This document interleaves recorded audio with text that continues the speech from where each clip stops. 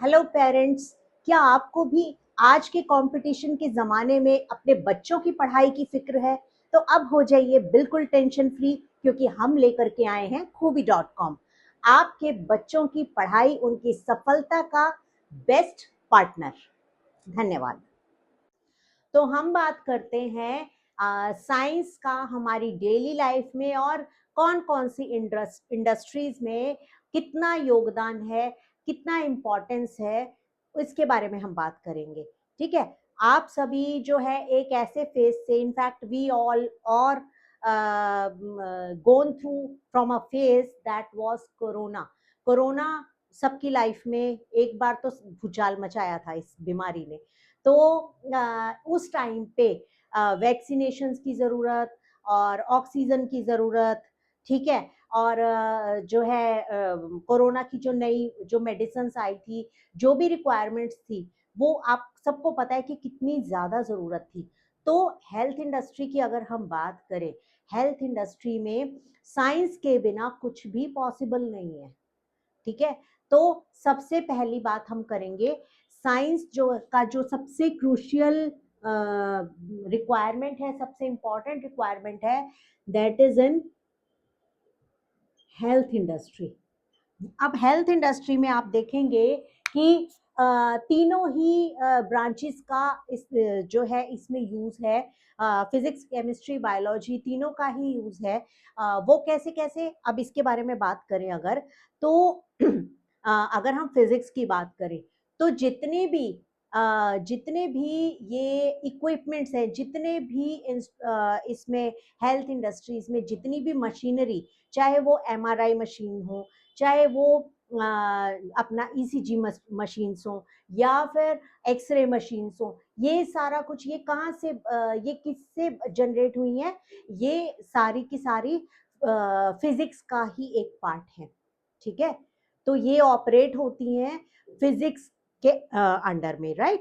अब अगर हम बात करें सारी मेडिसिन, चाहे वो एक मामूली फीवर की मेडिसिन हो, चाहे वो कोल्ड की कफ की मेडिसिन हो, चाहे वो कोरोना की मेडिसिन थी, ये सारा कुछ, जितनी वैक्सीनेशंस हैं, जितने लिक्विड्स हैं, चाहे वो ग्लूकोज है, चाहे वो बेटाडाइन है, चाहे वो जो कोई भी ये अपना मेडिसिन हैं और लिक्विड्स हैं, ये सारा कुछ किसके अंडर में ये सारा कुछ होता है? ये है केमिस्ट्री के अंडर।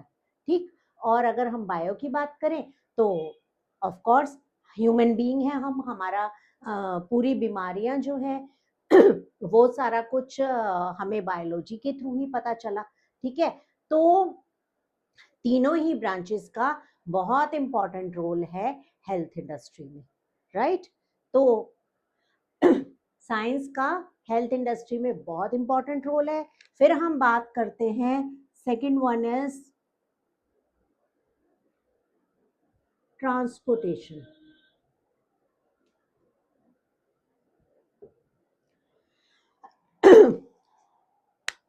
तो ट्रांसपोर्टेशन में ऑफ कोर्स साइंस का बहुत बड़ा रोल है।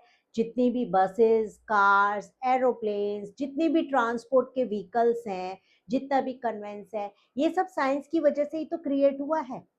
ठीक है, तो साइंस का ट्रांसपोर्ट इंडस्ट्री में बहुत बड़ा रोल है। आपको एक जगह से दूसरे जगह पर पहुंचाते हैं ट्रांसपोर्ट, तो अगर वो मशीनरी ही नहीं बनती तो ये सारा कुछ कैसे पॉसिबल होता? तो ये इसमें भी, ट्रांसपोर्ट इंडस्ट्री में भी साइंस का बहुत बड़ा रोल है, राइट। इसके बाद if we talk about, next is communication.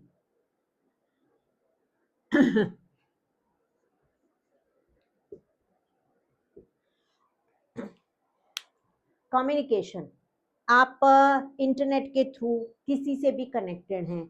आप आज के टाइम में एक जगह से दूसरी जगह अगर आपको मैसेज आपको देना है, विद इन सेकेंड्स पहुंच जाता है व्हाट्सएप के थ्रू। ठीक है, और जितना भी सोशल मीडिया है, ये सारा कुछ साइंस के अंडर वर्क करता है। सारा कुछ जो है अपना नई नई जो टेक्नोलॉजीज आ रही हैं, नए नए जो एप्स बन रहे हैं, ठीक है, तो ये सारा कुछ किसके अंडर है? ये सब साइंस के अंडर है। ठीक है। अभी धीरे धीरे जैसे अपना रोबोट्स हैं, रोबोट्स वर्क कर रहे हैं, या एआई एक नया कॉन्सेप्ट आ रहा है, और काफ़ी हद तक एआई के थ्रू बहुत सारी चीज़ें आज के टाइम में हो रही हैं। आप लोग अपनी पिक्चर का लुक ही चेंज कर सकते हो एआई के थ्रू। तो ये सभी कुछ जो है साइंस के अंडर आता है, राइट। और उसके अलावा कम्युनिकेशन, जैसे आप ईमेल भेजते हो, आप इंटरनेट सर्फिंग करते हो, ये सारा कुछ जो है इट्स ऑल अंडर साइंस। आप फोन पे बात करते हो, 1 मिनट में किसी से भी, आप दूर देश में बैठे हुए किसी भी अपने रिलेटिव से, अपने फ्रेंड से आप कांटेक्ट कर सकते हो। ये सारा कुछ जो है साइंस की वजह से है, ठीक है। तो आप देख रहे हो ना कितना इंटरेस्टिंग है साइंस, और कितना ज़्यादा इंटरेस्टिंग है इसके role in the daily life. उसके बाद नेक्स्ट अगर हम बात करें एजुकेशन, ऑफ कोर्स एजुकेशन में साइंस का बहुत बड़ा रोल है। हम लोग जो है कोरोना के टाइम में जब लॉकडाउन था तो जूम के थ्रू बच्चों की क्लासेस हुई थी, और ऑनलाइन ही एग्जाम्स हुए थे, याद है ना। और इसके अलावा जो है रेगुलर बेसिस पे जो हमारी डेली अपडेट्स होती है, स्टूडेंट्स की अपडेट्स होती हैं, उनका भी सारा डाटा स्टूडेंट का किस में रखा जाता है, एक ऑनलाइन पोर्टल पे रखा जाता है। डिफरेंट डिफरेंट एप्स बने हुए हैं, ईआरपी है। ईआरपी एक सॉफ्टवेयर है जिसमें जो है डाटा मेंटेन होता है, जिसमें आपको पता चलता रहता है कि ओके आपका ये आपका फी ड्यू है, या आपका अपकमिंग इवेंट कौन सा आने वाला है, राइट। तो एजुकेशन इंडस्ट्री में भी साइंस का बहुत ही इम्पोर्टेंट रोल है। और हमारी डेली लाइफ में if we talk about daily life, आप सुबह उठने से लेकर के और रात को सोने तक, सारा दिन में जितनी भी एक्टिविटीज करते हैं, हर एक एक्टिविटी में साइंस इंक्लूड है। लेकिन ये आप तभी समझ पाओगे जब आप हर एक चीज को ऑब्जर्व करोगे, ठीक है। जब आप ऑब्जर्व करना सीख जाओगे तो आपको पता चलने लग जाएगा कि साइंस का हमारी डेली लाइफ में कितना ही ज़्यादा इम्पोर्टेंट रोल है, ठीक है। तो अभी जो है हम बात करेंगे साइंस की वो टर्म्स जो अभी तक इस चैप्टर में यूज हुई हैं, ठीक है। तो इसके बारे में हम बात करते हैं। तो एक तो मैंने आपको वर्ड बहुत बारी मैं सॉरी बहुत बारी मैं इस चैप्टर में यूज कर चुकी हूँ, दैट वर्ड इज ऑब्जर्वेशन, है ना। ऑब्जर्वेशन क्या होता है? ऑब्जर्वेशन होता है चीजों को जो है चीजों पे ध्यान देना, उनको एक्सप्लोर करना, उनको समझने की कोशिश करना, ठीक है। तो पहला जो टर्म है इस चैप्टर में वो है ऑब्जर्वेशन। आपको पता है साइंटिस्ट भी यूं ही हवा में कोई एक्सपेरिमेंट नहीं करते, या अगर आप लोग सोचो ना कि सिर्फ जो लैब में एक्सपेरिमेंट्स होते हैं वहीं पे साइंस होती है, ऐसा नहीं है।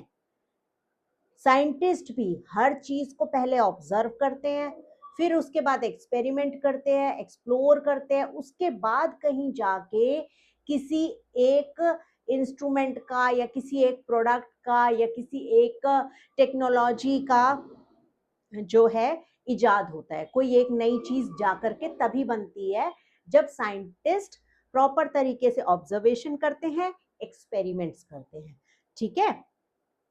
तो first term is observation. Observation is चीजों को ध्यान से देखना, उनको समझने की कोशिश करना, उनको महसूस करने की कोशिश करना, राइट। सेकंड जो है टर्म है that is experiment.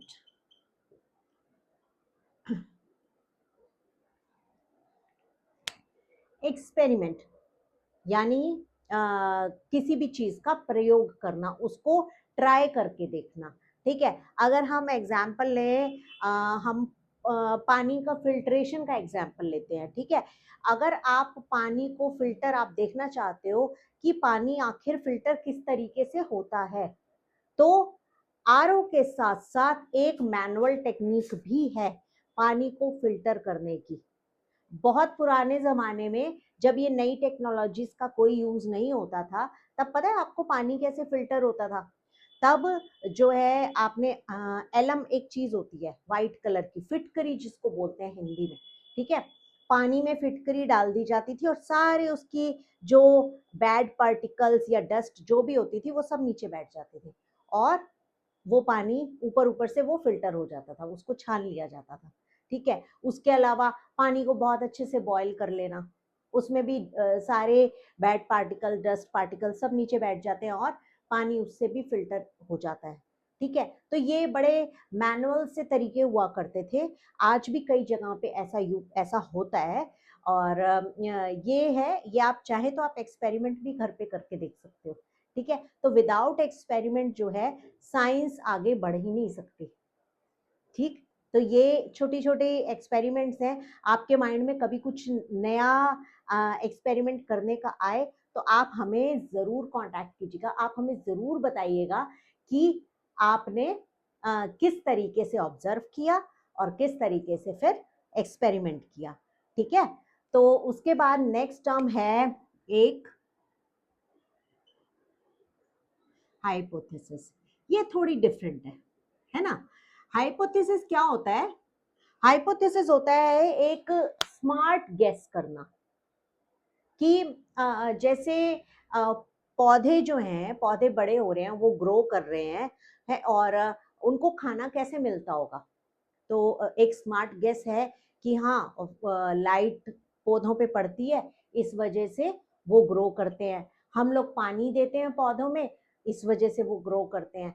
These are smart guesses, तो इसको बोलते हैं हाइपोथेसिस, ठीक है। स्मार्ट गेसेस, हाइपोथेसिस को मैं यहाँ पे ना स्मार्ट गेस, ठीक। उसके बाद नेक्स्ट टर्म इज, जो मैंने बहुत यूज करी है, वो है टेक्नोलॉजी।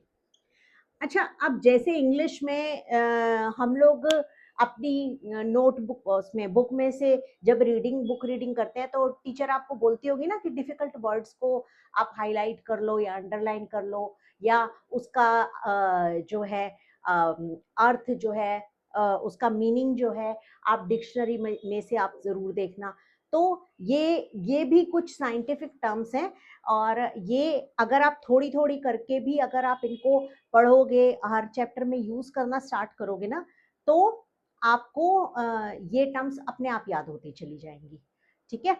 तो टेक्नोलॉजी क्या होती है? टेक्नोलॉजी होती है कुछ भी लेटेस्ट जो होता है, कोई भी लेटेस्ट ऐसी टेक्निक जिसके थ्रू हम अपने जो है कामों को खत्म कर सकते हैं, हम अपने काम कर सकते हैं।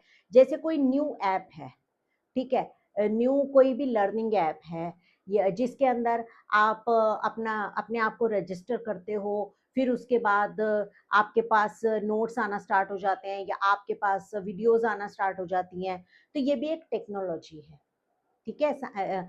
तो ये एक साइंटिफिक टर्म है, और इसको आप एज अ इसको आप यूज कर सकते हो अपने साइंस की किसी भी चैप्टर्स में। और उसके अलावा जो है, ये बेसिक जो ये 4 इम्पॉर्टेंट टर्म्स है इस चैप्टर के लिए, आप इनको आप माइंड में रखिए। और सबसे एक चीज़ जो एक इम्पॉर्टेंट टिप जो है मैं आपको देना चाहूँगी कि साइंस याद करने के लिए नहीं है, साइंस जो है आपको ऑब्जर्व करने के लिए है, एक्सप्लोर करने के लिए है, ठीक है, और एक्सपेरिमेंट्स करने के लिए है, राइट। तभी आप बहुत अच्छे से साइंस पढ़ पाओगे, और इंटरेस्टिंग भी आपको तभी लगेगी। तो ये एक ऐसा सब्जेक्ट है कि इसमें जो है बजाय रट्टाफिकेशन के, बजाय याद करने के, ज़्यादा से ज़्यादा आप रीड करने की, अंडरस्टैंड करने की, एक्सपेरिमेंट्स करने की कोशिश कीजिए, ठीक है। तो बहुत जल्दी फिर से मिलती हूँ अपने नए चैप्टर के साथ में, जो है हमारा upcoming chapter class 6 diversity, right. तो हम बहुत जल्दी मिलते हैं अपने सेकंड चैप्टर के साथ में। टिल देन कीप लर्निंग, और कोई भी कंफ्यूजन हो आप हमें support@khoobi.com पे कनेक्ट कर सकते हैं, ठीक है। फिर मिलते हैं।